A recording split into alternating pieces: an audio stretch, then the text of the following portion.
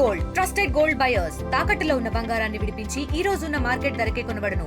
మరిన్ని వివరాలకు సంప్రదించండి 7771077720. Welcome to RTV. నేను మీ గయాజ్ని.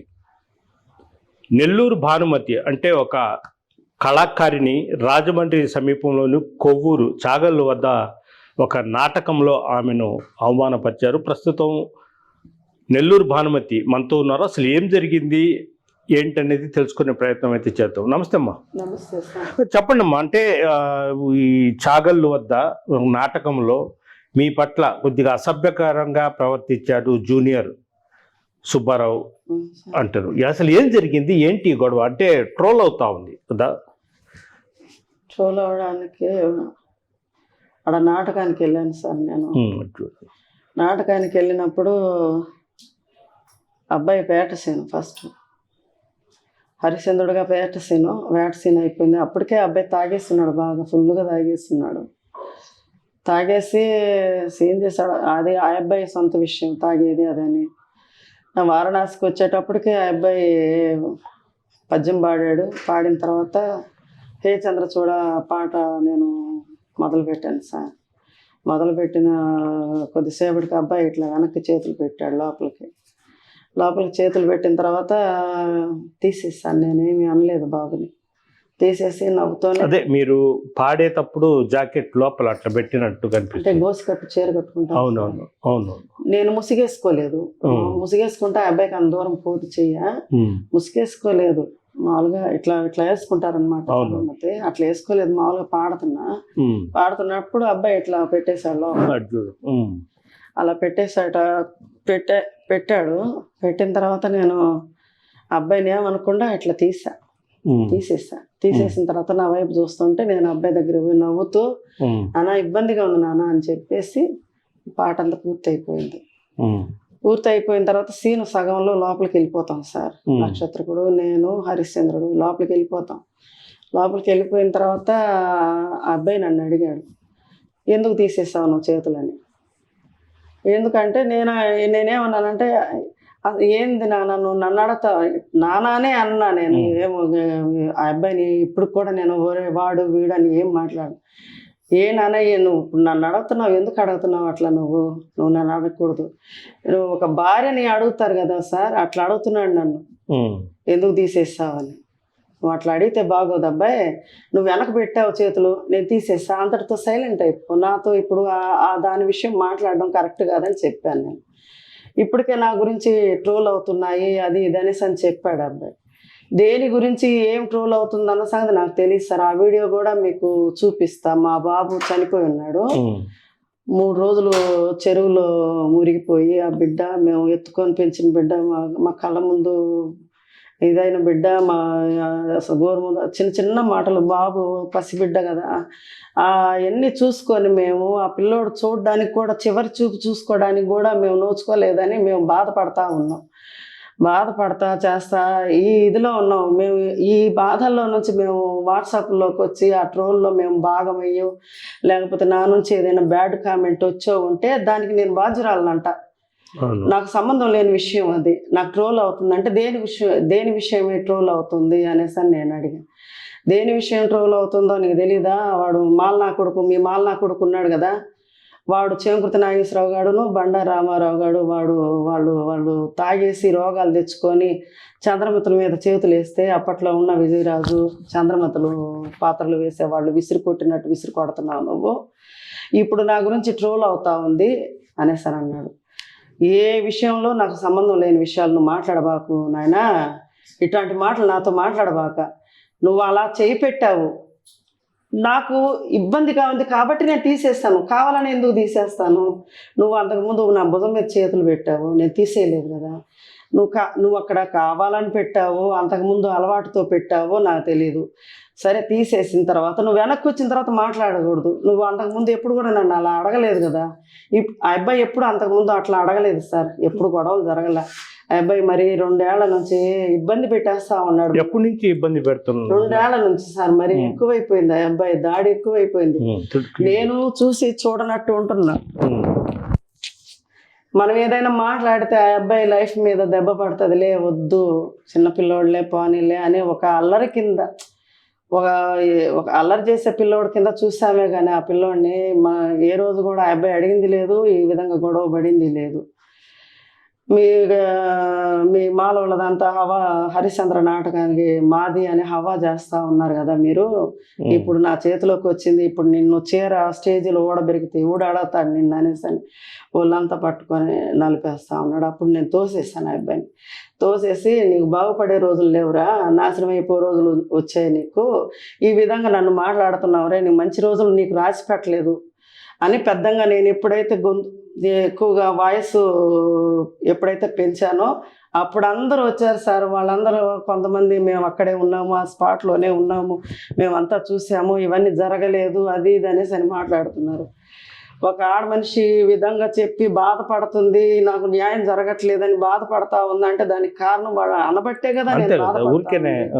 వాడు ఆ విధంగా చేసి కూడా నేను ఏం చేయలేదు. మా అమ్మ నాకు అన్నం పెట్టింది, పెరుగన్నం పెట్టింది, నన్ను చూసుకుంది, నా ఒళ్ళో బండేసుకుంది అనేసి అని మాట్లాడుతున్నాడు సార్. వాడు ఏం చేయాలి ఆ అబ్బాయితోటి? నేను చాలా బాధపడుతున్నాను సార్. నేను స్టేజ్లో నిలబెట్టి కూడా నన్ను ఎంతో అవమానంగా మాట్లాడినా కానీ నేను ఒక బొమ్మలాగా నిలబడి అలాగే చూస్తున్నాను.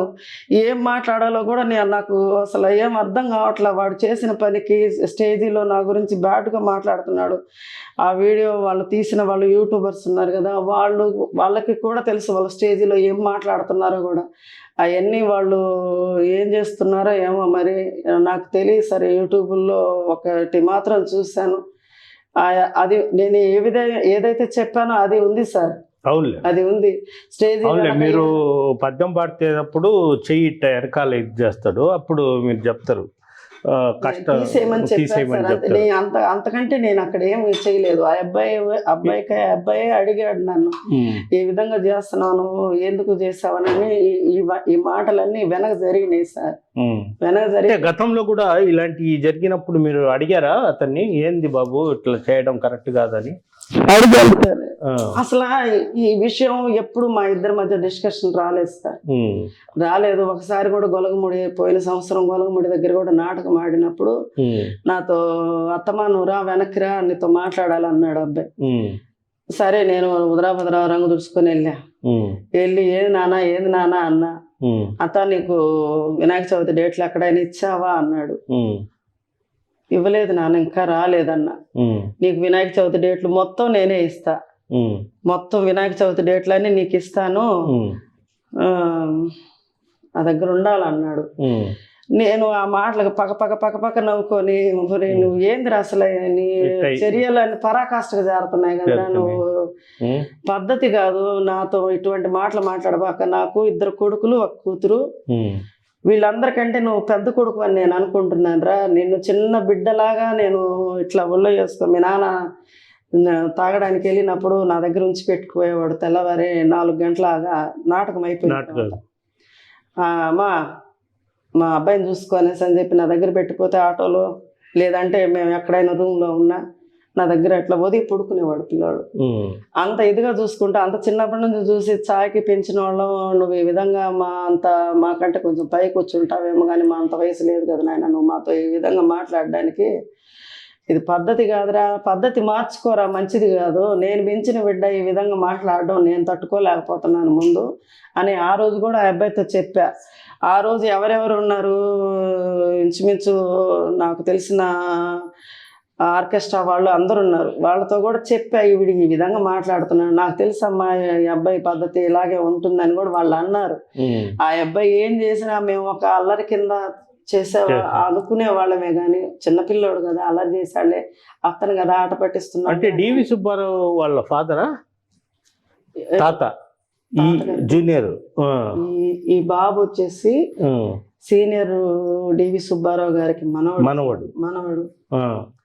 ఇప్పుడు వాళ్ళ తాతగారితో కూడా మీరు నాటకాలు ఆడి ఉన్నారా? ఆయన తాతగారితో నేను లోహితాసుడు ఆడాను సార్. మా అమ్మ చంద్రమతి చాలా నాటకాలు ఆడింది సార్. ఆ ప్రోగ్రామ్స్ ఆయన ఉన్నప్పుడు మా అమ్మ మా నాన్న నన్ను తీసుకెళ్ళి ఆయనతో నన్ను లోహితాసుడు ఆడించారు సార్. అంతే. బాగా మాతో బాబుతో ఎప్పుడు కాదు, వాళ్ళ కుటుంబంతో వాళ్ళ తాతగారి నుంచి మాకు ఫ్యామిలీ సంబంధాలు ఉన్నాయి. మా నాన్నగారు హార్మోనిస్ట్ కాబట్టి వాళ్ళు అప్పుడు వచ్చేటప్పుడు అమ్మ వాళ్ళని బుక్ చేసుకునేవాళ్ళు. అమ్మలతో పోయి నాటకాలు ఆడుకొని నేను కూడా వాళ్ళతో పాటే కలిసిపోయి నాటకాలు ఆడేదాన్ని. అలాంటి అనుబంధం వాళ్ళ నాన్నగారితో కూడా నేను చంద్రమతి ఆడాను, సుబ్బయ్య గారితో కూడా. వెంకట సుబ్బయ్య గారు అని డివి సుబ్బారావు వాళ్ళ నాన్నగారు, ఆయనతో కూడా అన్నయ్యతో కూడా నేను చంద్రమతులు ఆడినాను. అన్నయ్య కూడా మమ్మల్ని ఎప్పుడు కూడా బ్యాడ్గా మాట్లాడినోడు కాదు. ఇప్పుడు నాటకాలు పిలిచే వాళ్ళు ప్రతి ఒక్కళ్ళు ఉంటారు సార్. మమ్మల్ని ఎవరైనా ఏదైనా మాట్లాడితే ఆ ప్రాబ్లం అక్కడికక్కడే సాల్వ్ అయిపోయేది.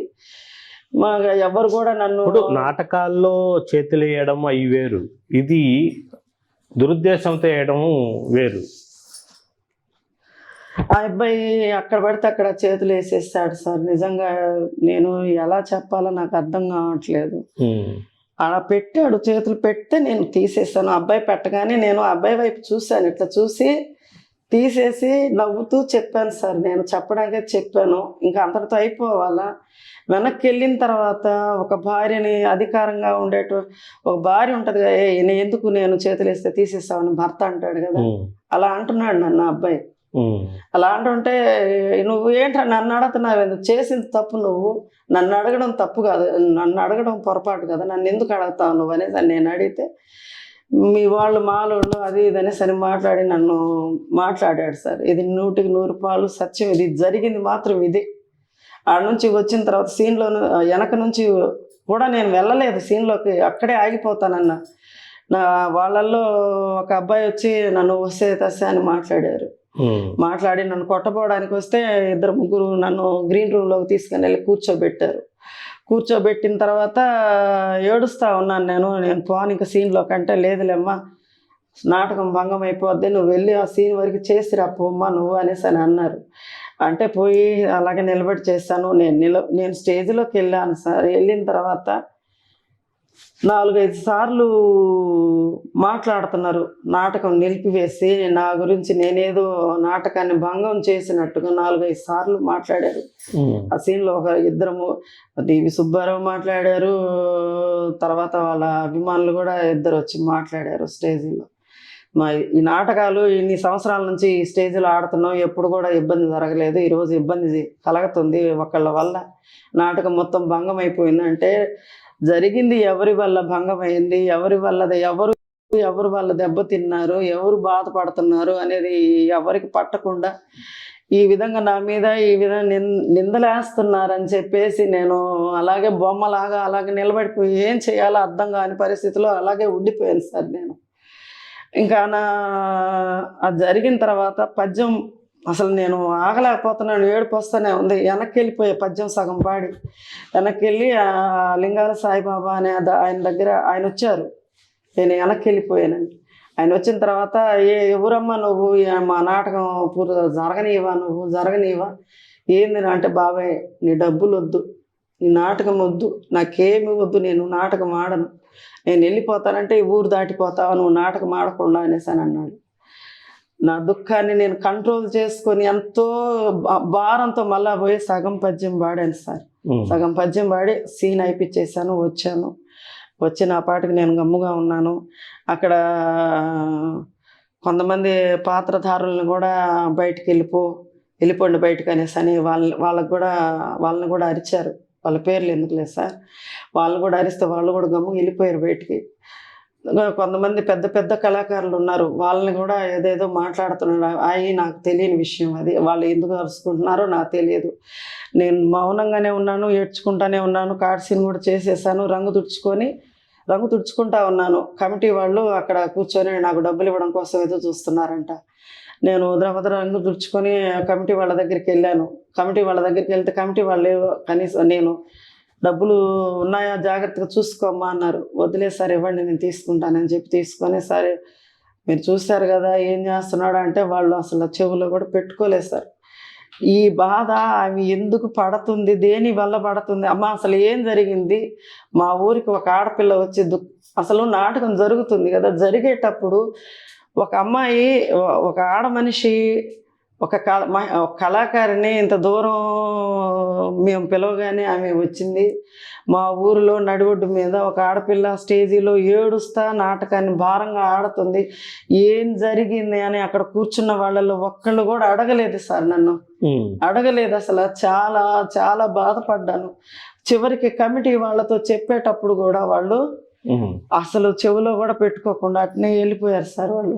వాళ్ళు వెళ్ళేటప్పుడు నేనేమన్నానంటే, సార్ నాకు ఎట్టాలలో తెలియట్లేదు సార్, ఏ ఆటో ఎక్కాలా, ఇక్కడికి దగ్గరలో ఏ ఉంది ఊరు అనేసి అని కనుక్కుంటే వాళ్ళ ఆటో ఎక్కేసి వెళ్ళామంటే అక్కడ నుంచి ఆటో ఎక్కి వెళ్ళాను అంతే. ఇంక వాళ్ళెవరు నా గురించి అసలు ఆలోచించలేదు, మాట్లాడలేదు. ఆ అబ్బాయిని చూడబోతే చాలామంది కొట్టడానికి కిందకి తీసుకొని వెళ్ళి అబ్బాయి మీద కూడా దాడి చేయపోయారు. చాలా మంది, 40 మంది 50 మంది దాకా ఆ పిల్లోడి మీద. నేను నాటకం ఆడడానికే వెళ్ళాను కానీ నాకు ఈ ట్రోల్ తోటి వాటితోటి వీటితోటి నాకేం పని లేదు సార్, నాకు అసలు సంబంధం లేదు. మీరు వందలాది నాటకాలు వేశారు కదా, ఇలాంటి ఘటన ఎప్పుడైనా జరిగిందా? ఇప్పుడు జరగలేదు సార్, ఎప్పుడు జరగలేదు అసలు. ఇలాంటి ఆ అబ్బాయిని ఏదో బ్యాడ్ చేయాలని ఆ అబ్బాయి అంటున్నాడు. ఏమంటున్నాడంటే, ఎవరో ఉండి బలవంతంగా చేత చేయిస్తున్నారు, మా అమ్మ ఇటు పెట్టి ఇటు అంటున్నాడు. మా అమ్మ అని ఆ అమ్మ అనే ఆమెతో మరి మాట్లాడొచ్చా? మీరు చెప్పండి సార్, మీరు న్యాయం చెప్పండి. అమ్మ అన్నాడు కదా, మరి అమ్మ అంటే అమ్మే కదా, అంతే కదా, మరి అలా పిలవకూడదు కదా, అలా నన్ను అనకూడదు కదా. అలా అంతకు ముందు కూడా ఇప్పుడు 2-3 ఏళ్ళ నుంచి ఇదే పని చేస్తున్నాడు, నన్ను ఎట్లా పడితే అట్లా చేస్తున్నాడు. ఆ అబ్బాయి విషయంలో బాధ్యులు చాలా మంది లేడీ ఆర్టిస్టులు ఉన్నారు, కావాలంటే వాళ్ళు కూడా ముందుకు వస్తారు కూడా. ఇప్పుడు బయటపడింది మాత్రం నేను అది కూడా ఆ అబ్బాయి కదిలించకుండా ఉంటే ఇంత దూరం వచ్చేది కూడా కాదు. ఆ అబ్బాయి ఏ విధంగానైతే నన్ను వెనక్కి తీసుకొని వెళ్ళి ఒళ్ళంతా నలిపి చీర కూడా బెరగతారు స్టేజీలో అంటున్నాడు. మీ వాళ్ళు మాలోళ్ళు అది ఇది అనేసి అని మాట్లాడాడు. ఇది జరగలేదు అనేసి అని ఆ అబ్బాయి అంటున్నాడు. జరగకపోతే నేను ఇంత బాధపడి ఇంత నాకు అవసరం లేదు. ఆ బిడ్డ నేను చాక్కున్న బిడ్డ, నాకు వీళ్ళందరికంటే ఆ బిడ్డే నాకు ఎక్కువ. అసలు ఆ అబ్బాయి ఆ విధంగా మాట్లాడడం కరెక్ట్గా లేదు సార్. ఏదో మీరు చెప్పండి సార్, మీరు నిర్ణయించి చెప్పండి సార్. నేను ఏమన్నా పొరపాటు చెప్పాను అనేది ఇంకా భగవంతుడికి తెలుసు, నాకు తెలుసు. ఆ అబ్బాయి నేను అనట్లేదు అన్నాడు, నేనేమో అంటున్నాను అన్నాను. మరి అప్పుడు దాకా నేను సంతోషంగా హ్యాపీగా నాటకం ఆడుతున్న దాన్ని ఆ ఒక్క వెనక్కి వెళ్ళి వచ్చిన తర్వాత ఎందుకు నేను ఆ విధంగా ఏడుస్తున్నాను అనేది దేవుడికి తెలియాలా, ఆ పిల్లోడికి తెలుసు. ఆ పిల్లోడే మాట్లాడాడు, నేను అనట్లేదు అంటున్నాడు. నేనైతే అన్నానని నేను అంటున్నాను, ఆ అబ్బాయి నేను అనట్లేదు అంటున్నాడు. ఏదైనా భగవంతుడే చూసుకోవాలి సార్. అంటే ఇది పరిస్థితి. ప్రధానంగా 100 నాటకాలు వేశాను. అయితే గత 2 ఏళ్ల నుంచి జూనియర్ సుబ్బారావు తను మానసికంగా వేధించడము, ఎక్కడ పెడితే అక్కడ ప్రైవేట్ పార్టీలో చేతులు పెట్టి ఇలాంటి చేస్తున్నారు. పలుమార్లు నేను హెచ్చరిక చేశాను, అతని మీద కావాలనే నేను చెప్పడం కాదు, మనసు గాయపడింది కాబట్టే నేను చెప్తున్నాను అంటూ ఆమె కన్నీళ్లు మున్నీళ్ళు అవుతుంది. వీడియో చూసి ప్రదీప్తో గయాజ్ RTV నెల్లూరు నుంచి. తెలుగులో న్యూస్ కి ఫాస్టెస్ట్ యాప్ ఇప్పుడు టోటలీ న్యూ అవతార్లో జస్ట్ 5 seconds లో కంప్లీట్ న్యూస్. సోషల్ మీడియాలో ట్రెండ్స్ కి one stop solution. Live TV app voice search option తో ఇప్పుడే డౌన్లోడ్ చేయండి లేదా అప్డేట్ అయిపోండి. యాప్ లింక్ డిస్క్రిప్షన్ లో ఉంది.